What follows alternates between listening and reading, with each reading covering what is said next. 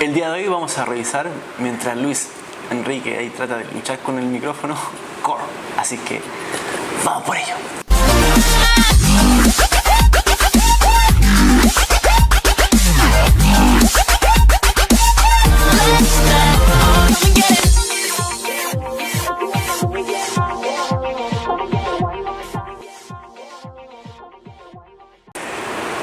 Zona media, una de las cosas más entrenadas y apetecidas por el ser humano en la zona relacionada al entrenamiento, relacionado al fitness y todo eso. Hay conceptos que se diferencian entre core y zona media y que los van a ver en el curso de core que vamos a lanzar en nuestra página web. Pero hoy día vamos a ver un punto de vista anatómico y enlazar un poco con el entrenamiento y las visiones. Hay mucha discusión en relación a esto y eso es lo que vamos a revisar hoy día. Si no conocen a Luis Enrique, se los presento nuevamente por séptima vez. Kinesiólogo, quiropráctico y profesor de anatomía. Vamos a ver desde exterior a interior, Luchi. Sí. Vamos a hablar primero de la zona media. Se divide en una pared anterolateral y una pared posterior, ¿ya? La pared anterolateral, el primer músculo que principalmente nosotros debiésemos esperar ver es el músculo del recto del abdomen, ¿ya? Principalmente conocido por estas famosas calugas que la gente, sobre todo hombres, quieren en realidad formar. Bien, el recto del abdomen va desde el proceso sifoides del esternón, ya asociado a las últimas costillas, hasta lo que es la sínfisis del pubis. ¿Ya? Por ende, la función de este músculo va a ser la función de la flexión anterior del tronco. Y es el músculo más externo de la pared anterolateral. Por lo tanto, si yo quiero trabajar la flexión de tronco, va a significar que como esto, imagínense un elástico acá, yo lo acorto, tengo dos opciones. O si fijo el tronco, elevo esto, o si fijo la pelvis, elevo el tronco. Tengo las dos opciones. Por eso que usted ve haciendo el monito esa típica flexión. Y ahí estaríamos trabajando nuestro recto abdominal. Va a depender de qué es lo que fijo, si fijo superior o fijo inferior. Claro, y uno de los ejercicios más clásicos que se ve cuando la gente quiere entrenar principalmente el recto del abdomen es el crunch y la flexión anterior de la columna. Claro, y justamente lo que va a hacer entonces acercar estos puntos de inserción, y ahí sabemos, normalmente la flexión son 30 grados aproximadamente que realiza el movimiento. Por lo tanto, ir más allá no estaría trabajando el recto abdominal. Luego del recto del abdomen voy a tener un músculo que se llama músculo oblicuo y tenemos dos oblicuos, uno externo y uno interno. El externo, las fibras desde abajo hacia arriba van a ir hacia la zona externa y por eso se llama oblicuo externo, ¿ya? Principalmente el oblicuo externo tiene una función unilateral y una función bilateral, o sea, depende si voy a actuar con uno de un lado o con ambos. Si actúo con ambos, el oblicuo externo de ambos lados va a generar una flexión anterior del tronco. Claro, eso es porque va de esta posición así en esta zona. Si yo genero contracción de ambos, va a ser el mismo movimiento y va a apoyar al recto abdominal para la flexión. En cambio, si yo contraigo solamente este, va a ser esto. Va a ser una flexión, una pequeña flexión y una rotación contralateral. Del externo, importante. Sí. Ahora, después del externo, yo saco el externo, voy a ver este oblicuo interno, que las fibras van hacia la parte interna, desde abajo hacia arriba. Y este oblicuo también tiene una función unilateral y bilateral. La función unilateral va a ser la misma flexión, pero con la rotación ipsilateral, la rotación al mismo lado.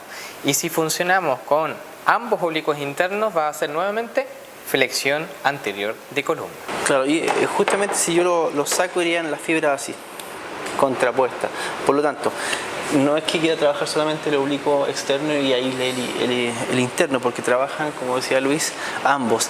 La diferencia es que si yo voy a trabajar, por ejemplo, ese típico abdominal con rotación que hacen, estaría trabajando principalmente el recto abdominal, el oblicuo externo y el oblicuo interno del otro lado. Entonces, importante saber eso porque al final estamos haciendo esto con esto, estamos haciendo eso mismo con esto y estamos haciendo eso mismo con esto. Por lo tanto, estaríamos trabajando 1, 2 y 3 músculos. Y de ahí empiezan a hacer este famoso concepto de core. Ahora, si voy hacia el otro lado, trabajo el externo, el interno y el recto. Y si voy en flexión, voy a sumar los tres. el externo, el interno y el recto abdominal. Por eso mecánicamente se dice que el crunch no solamente trabaja recto del abdomen, sino que también va a trabajar a nivel de los oblicuos. Y obviamente 3 músculos trabajando para una función, obviamente la ventaja de mecánica de cada uno va a ir solamente en una porción de cada uno. No es difícil diferenciarlo. Exacto. Entonces, recapitulando, si yo fijo esta zona y voy hacia arriba, trabajo recto abdominal con los oblicuos. Si fijo esta zona y voy hacia arriba con una flexión, o sea, con una rotación lateral, voy a trabajar un externo y un interno, y contrario hacia el otro lado. Por lo tanto, fijando esta zona, uno levanta los pies, y en realidad más que levantar los pies es girar la pelvis, a girar esto, hacer este movimiento para que yo pueda contraer mi recto abdominal y los oblicuos. Ya después, y el último músculo de la zona anterolateral del abdomen va a ser un músculo que está más interno, que es el músculo transverso del abdomen, que comúnmente los médicos y los académicos de anatomía le decimos que es una faja natural que tenemos todos en nuestro cuerpo humano. La función principal del transverso del abdomen se asocia principalmente a la contención de las vísceras que tenemos en nuestro abdomen. Ya, claro, entonces sería de esta forma, así, como esas cinturones que se colocan para hacer sentadilla, exactamente igual. Y lo que haría es, justamente cuando yo, por ejemplo, normalmente nosotros en Acro enseñamos respiración. Nosotros tenemos una respiración tanto diafragmática, que llamamos respiración abdominal, o torácica, que es netamente la expansión del tórax. Lo que nosotros esperamos es que la persona pueda inspirar con el tórax, botar con el tórax, inspirar con la zona abdominal y expirar con la zona abdominal. De hecho, uno de los primeros capítulos, así como 3 años atrás, de la zona media, justamente era la respiración en la coactivación.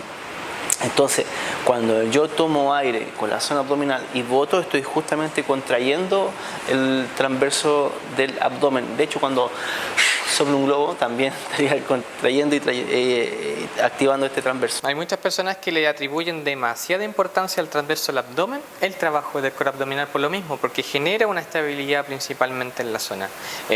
Hay estudios, y lo hablamos en los capítulos del año pasado, que movimientos de cualquier zona del cuerpo humano van a generar una activación primero del transverso del abdomen para generar una estabilización del cuerpo para poder generar alguna tarea de movimiento. Es como cuando la señora se sube al autobús y va a firmar y el tipo que conduce acelera.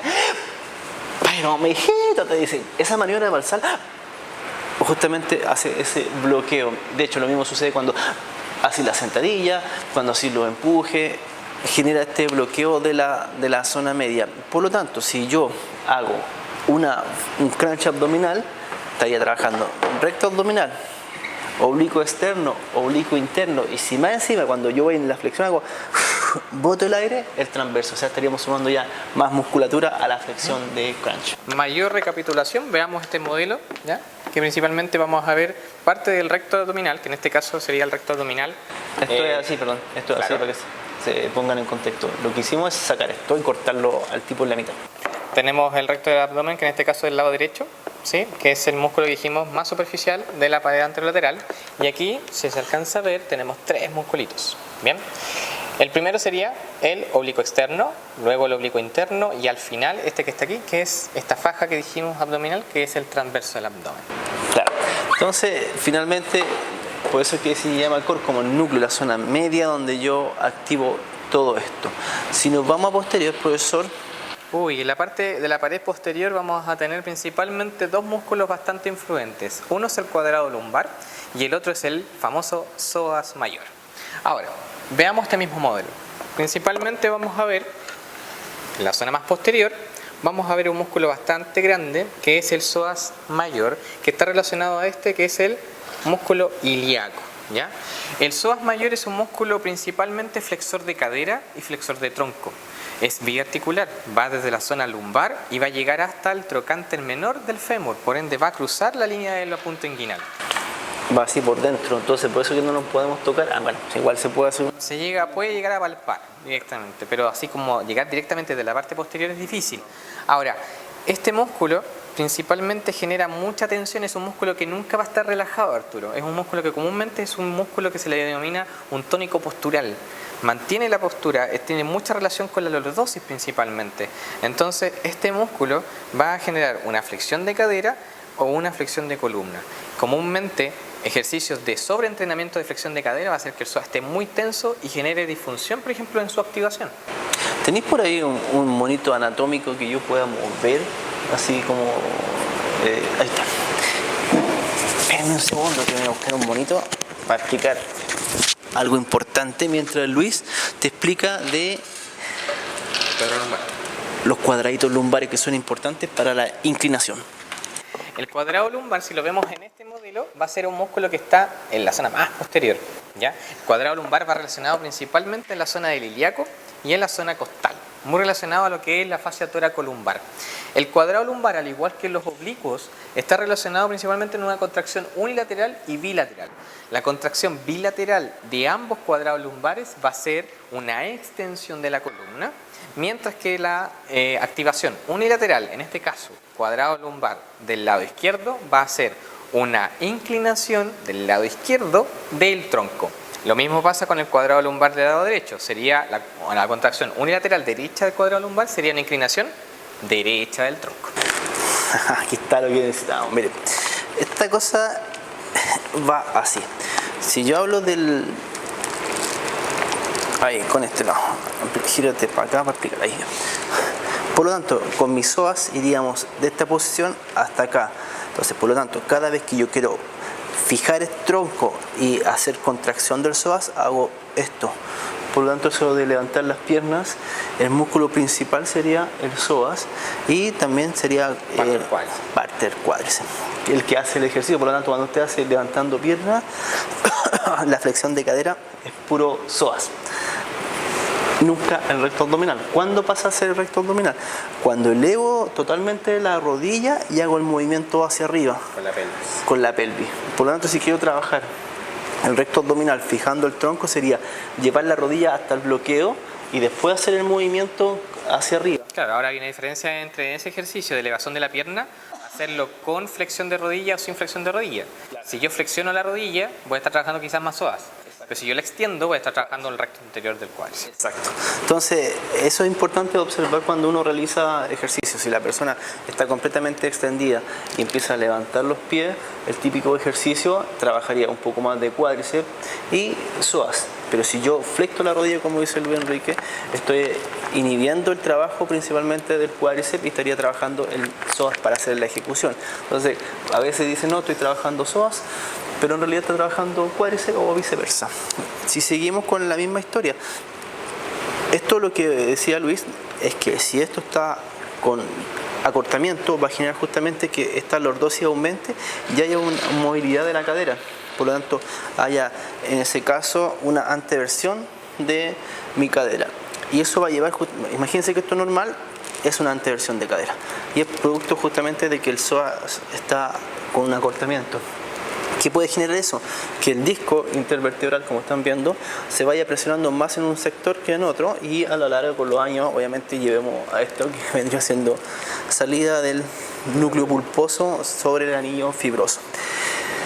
Puede sucederte, no puede sucederte si hay personas que toleran lordosis de por vida, hay personas que generan lordosis durante la vida. Entonces... Y hay gente que lo genera en la ejecución de un ejercicio, entonces igualmente hay que tratar de controlarlo un poquito. Claro, por eso es que es importante nuevamente en la evaluación inicial observar cómo está la lordosis, porque eso nos va a dar implicancias de si puedo hacer este ejercicio, o conviene o no conviene, o en una plancha abdominal porque eleva mucho más la cadera. O una sentadilla. Claro, una sentadilla hace una retroversión, o por ejemplo si está con esta lordosis, está acortamiento, lo que vamos a encontrar seguro es acortamiento de los isquiotibiales, producto de que la posición anatómica del tipo es esta y el isquiotibial va a estar acortado, no porque el músculo no tenga la flexibilidad, sino por la posición anatómica de la cadera. Entonces, por más que genere trabajos de flexibilidad para aumentar su flexibilidad en el isquiotibial, ese no es el foco, sino el foco es justamente la zona media. Por eso es que es tan importante la zona media. Y ahí hablamos de transferencia de movimientos también, la zona media. Y ahora no podemos que olvidar que el psoas no baja solo hacia la parte del fémur, sino que viaja y se une a este músculo ilíaco. Pasando el ligamento inguinal que está en esa parte, pasando el ligamento inguinal, el músculo psoas se une al músculo ilíaco, transformándose en un músculo que se llama psoas ilíaco o iliopsoas, que va hacia el trocánter menor del fémur y se inserta allí para tener influencia en la flexión de la cadera. Claro, y la suma de estos dos músculos genera una alta tensión porque ya aumentamos la cantidad de fibras por milímetro cuadrado. Entonces, hemos visto también La zona posterior. la zona posterior y explicaste el cuadrado lumbar. Ya, inclinación hacia un lado, perfecto. Entonces, si yo voy a hacer, y ahora analizamos anatómicamente, ejercicios, por ejemplo, ejercicio así, estaría trabajando principalmente cuando tengo una carga acá y voy hacia allá, y ahora si tengo una carga hacia acá y voy hacia allá, estaría trabajando principalmente el cuadrado lumbar y también un poco si estoy con una pequeña flexión de tronco, un poquito los oblicuo externo e interno, pero principalmente el que genera este movimiento es el cuadrado lumbar, que es un músculo interno que nunca lo vas a poder ver. Ahora, no se puede ver, ¿no es cierto? Porque está escondido. No, incluso hay veces que se relaciona dolores de espalda a disfunción de la renal. Hay gente que comúnmente, por temas de dieta muchas veces, tiene problemas renales y se confunde con un dolor lumbar que está muy relacionado, por ejemplo, a psoas y a cuadrado lumbar por su disposición. Claro. Ahora, volviendo al crunch abdominal, trabajo recto abdominal, los oblicuos y si genero la exhalación, voy a generar justamente el trabajo del transverso abdominal. Si voy con rotación, los oblicuos, y si tengo rotación y flexión, los oblicuos más el recto abdominal. Si elevo las piernas, voy a trabajar principalmente el cuádriceps y el psoas. Si estoy con flexión de tronco y hago flexión de rodilla y hago este movimiento, voy a trabajar el recto abdominal y el psoas. Si trabajo con la flexión de rodilla acá, trabajo principalmente psoas. Entonces, por eso tenemos que ir viendo la diferencia entre hacer una flexión de cadera con la rodilla extendida o con la rodilla flectada. ¿Cómo trabajo entonces el recto abdominal? Rodilla flectada, cerrado al máximo y el movimiento... lo lesiones. Y el movimiento hacia arriba y el recto anterior del cuádriceps también, que mantiene principalmente esta función de flexor de cadera y extensión de rodilla. Pero ya vamos a hablar del cuádriceps en otro capítulo. ¿Qué más nos queda? Los paravertebrales ya están nombrados. Mientras fui... vamos. Ahora entonces a revisar un poco del paravertebrales, que también influye en los movimientos de la zona media. En la zona posterior de la espalda tenemos las columnas, ¿cierto? Y atrás vamos a tener los músculos del grupo director espinal, que principalmente son tres. Se le llama primero el espinoso, que está muy relacionado a la zona de la espina, que serían estas puntitas principalmente de la columna. Luego vamos a tener el longísimo y luego el iliocostal, que como dice su nombre, va relacionado a la parte del ilíaco y a la zona de las últimas costillas. ¿Estos músculos estabilizan la zona paravertebral? No solamente la estabilizan, sino que también van a hacer una extensión, mantener la postura erguida principalmente. Son uno de los más encargados de mantener la postura principalmente erguida del ser humano. Claro, entonces, aparte de estabilizar, como dice Luis, la sumatoria de todo genera la extensión completa. No puede aislar una zona, una vértebra con otra para hacer la extensión. Entonces, vamos a hablar que estabilizamos. Y aquí viene la visión del punto de vista que encontramos. Posterior, una estabilización, pero esa estabilización no va sola, sino va con el conjunto del psoas y todo lo que acabamos de revisar. Y de ahí nace la zona de la visión de que el core trabaja como un núcleo, como un todo, y que genera justamente estabilización y transferencia de fuerzas. Por lo tanto, si yo voy a hacer un salto y no tengo activación de la zona media, voy a hacer el salto y cuando vaya a la extensión disipo esta energía haciendo una extensión de la zona lumbar, y eso va a generar justamente que se pierda. Por eso que hablan de la famosa tijera. La tijera sería este movimiento, y cuando yo hago cualquier tipo de movimiento se abre esta zona, se abre, y eso genera pérdida de energía en transferencia, sobre todo en deportes. En el tema de entrenamiento buscamos siempre, nuestra visión es buscar justamente evitar los movimientos para entrenamiento, pero no quiere decir que no se muevan. Y otro concepto importante, no quiere decir que tú hagas 30 abdominales y te vaya a lesionar, no quiere decir que hagáis 100 abdominales y te vaya a lesionar, o hagáis 1000 abdominales y te vaya a lesionar, porque nuevamente la lesión es multifactorial. A lo mejor no fue por el recto abdominal, sino fue por una sobreactivación de un cuadrado lumbar. O una seguidilla de cosas que se ha dado con el tiempo. Exacto. Entonces, trabajo de flexión de tronco pueden ser, depende para qué, que lo que vas a hacer. Si me vas a decir que vas a trabajar recto abdominal para fortalecer la zona media, en realidad ya acabas de ver que trabaja como un conjunto, entonces no tendría sentido. Pero si por ejemplo vas a trabajar para un velocista de 100 metros, que él sí tiene que hacer trabajo de SOA, que él sí tiene que elevar la rodilla y sí tiene que reaccionar, sí tendría sentido hacer eso. Si voy a hacer, por ejemplo, fútbol, sí tendría sentido hacer zona media con flexiones de tronco, porque son movimientos del deporte. Ahora, para el tema de salud, nosotros sí trabajamos movilidad, así trabajamos una rotación, una extensión, pero con pocas cargas y pocas repeticiones, o sea, pocos volúmenes, porque no tiene sentido perder el tiempo haciendo eso, porque durante toda la rutina de entrenamiento está trabajando la zona media, porque cada vez que quiero hacer una tracción de TRX, trabajo zona media. Quiero hacer un empuje, trabajo zona media. Quiero hacer un salto, trabajo zona media. Quiero hacer una plancha, zona media. La única parte donde no trabajamos la zona media, incluso hacemos una extensión en la ejecución, es en el press de banca que hacemos el dry leg, o leg dry, como leg dry, en el movimiento. Pero lo demás todo sería con activación de la zona media. Entonces, no perdemos tanto el tiempo trabajando la zona media porque va a trabajar durante todo el entrenamiento. Por eso que va a depender de cada visión, de cada entrenador, de cada grupo de entrenadores. Nuestra visión obviamente es evitar las flexiones y evitar las extensiones, rotaciones, para mantener la zona media rígida. Pero sí la hacemos cuando en el calentamiento, en movilidad, que sí requiere, incluso trabajamos mucho el count, perro gato, que es la movilidad justamente de esta zona, porque hay personas que esto está tan rígido que no permiten hacer el movimiento cóncavo convexo, sino por más que quieran moverlo, no pasa nada. Y eso se ve como una zona recta, claro, que es la rectificación. Y nos quedaría suelo pélvico un poquito, que sería importante dentro de esto, y principalmente los trabajos que se realizan son con los cortes de orina que llamamos. Claro.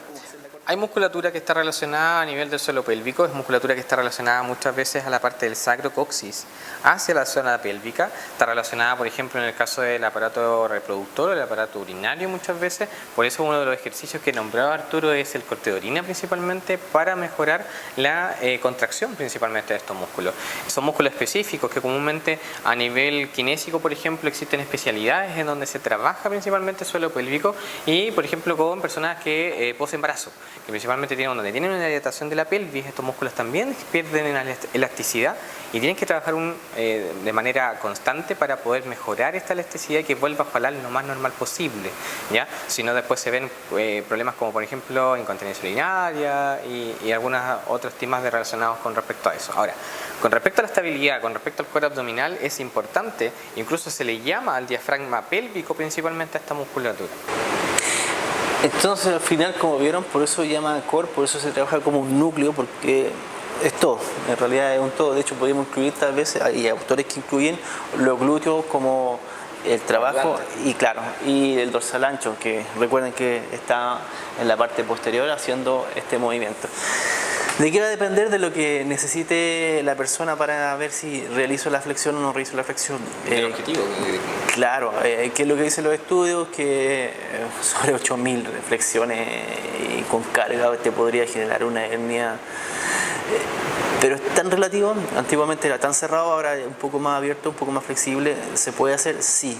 Pero la pregunta es ¿para qué lo vaya a hacer? Entonces, si vaya a hacer MMA o artes marciales, sí sería importante y tienes que hacer eso porque finalmente es un movimiento de la ejecución del deporte, pero para la vida de salud diaria no le encontramos sentido más que la estabilización, sobre todo que estas personas tienen problemas justamente en esta zona, inhibición del transverso abdominal. Tratamos que la persona respire, tome aire, bote y no es capaz de activar el transverso abdominal, por lo tanto la faja protectora no estaría funcionando. Tienen problemas de activación de los patrones de extensión de cadera. Entonces, la suma de hartas cosas, por eso es que nosotros evitamos justamente realizar flexiones, extensión y trabajamos mucho con los antiflexión, anti-extensión, anti-rotación y anti-flexión. Claro, y lo que estamos relacionando con estos videos, que desde el año anterior que estamos grabando, una de las ideas ya que estamos haciendo una reflexión con respecto a esto, no es demostrar conocimiento, sino que netamente es concientizar un poquito del para qué vas a hacer el ejercicio y con qué fin, y que cuando tú te cuestiones esto, por lo menos ya tengas esta base de decir, perfecto, este músculo funciona de esta forma, con este tipo de movimiento, tengo que tener cuidado con esto, concientizar un poquito para qué vas a hacer un ejercicio, en busca de qué. Normalmente esto no se enseña en la universidad, o si se enseña, se pasa anatomía por un lado, un poco biomecánica, y la biomecánica es lanzar una pelotita y ver la parábola que se genera, y llevado a esto justamente son las cosas que no se enseñan y que después con el tiempo te das cuenta que son importantes y no tienes dónde sacarla. Entonces, por eso hacemos este aterrizaje y la idea es aportarle a todos los colegas y que sea un futuro mejor y hermano todo fluya.